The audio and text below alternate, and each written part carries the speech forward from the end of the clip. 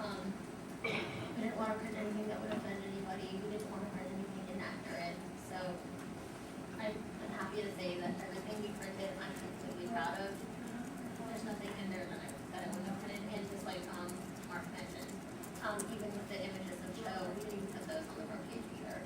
We put them somewhere. Okay, your turn. Who would like to ask the first question? Sarah and Mark, I've got something for you guys. Been doing some work at LSU on norms and routines in crisis situations with some folks in New Orleans after the whole Katrina situation. Do you think that helped you with what you were doing in terms of journalistic values and norms and ethics? Do you think maybe it enhanced what you were able to do because you were so close to it? Or do you think maybe it made it harder? You guys want to take it in no particular order? For us, as I mentioned earlier, it was definitely easier. I felt like we had our foot in the door, before a lot of other people did. We had a lot of other resources that many other papers didn't have. I mean, we were definitely more connected to the situation, to the students, to the victims, even their families. So it was definitely, I thought, like an advantage to be so close to home. It was certainly an advantage in the first few hours because we were the only and first people there, Collegiate Times and our paper, so that was easier. I think once we understood what our role was, which was local, how's this impacting the local community, while still reporting the news of the day, but really focusing on the local community and what this means to them, how they're coping. Really, we emphasized a lot and devoted a lot of our copy and our space to the victims, who they were.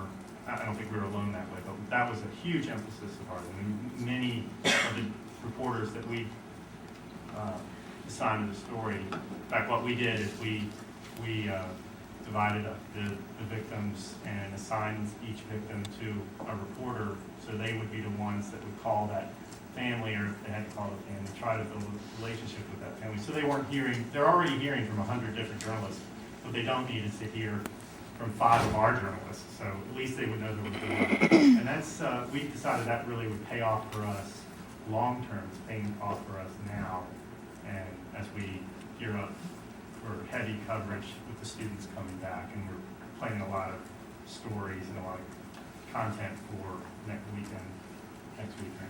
Thank you guys. Thank you. Over here. One of the stories that the Asian American community has been very concerned about has been addressed, and that is the racial element to the story. But the second thing that comes up is the outing of the sister of Sung Cho, and that there was a story that came out of the AP several days afterwards, that she was a federal government political appointee, and that her name was printed in the article and her position in the State Department. And Asian American journalists are very divided about the legitimacy of this story. And I was wondering what the panel's viewpoint of that might be.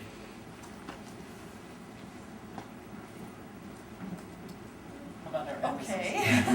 I guess they're all looking at me. I had not heard that, so I guess the news didn't make it to Ohio. But my immediate thought is, what is the news value of having her name and place of work in the story? So I'm troubled by that. I mean, I have to ask myself, what is the journalistic purpose of her name? What was it? So if all I have is the information you gave me, I probably would not use it. I just want to really the relevance is to my audience, her name and her place of work. I don't think I would go there. And that's my immediate right here. Who did the outing?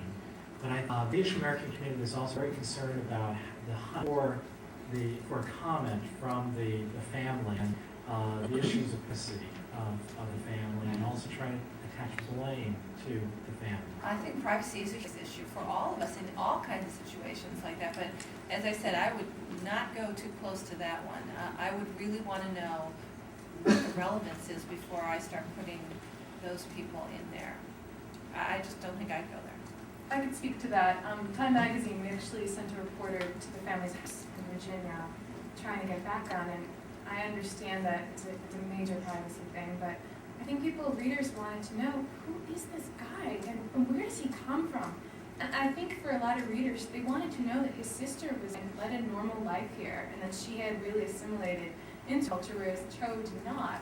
And I think they just really wanted to, I think for a lot of readers, it was kind of more saying, wow, Cho was really mentally ill and he didn't come from a broken home. And yes, I agree that they should not have printed her name, they should not have printed where she worked, but she did provide the element of the story that it was not his upbringing that did this. At least it doesn't seem to be.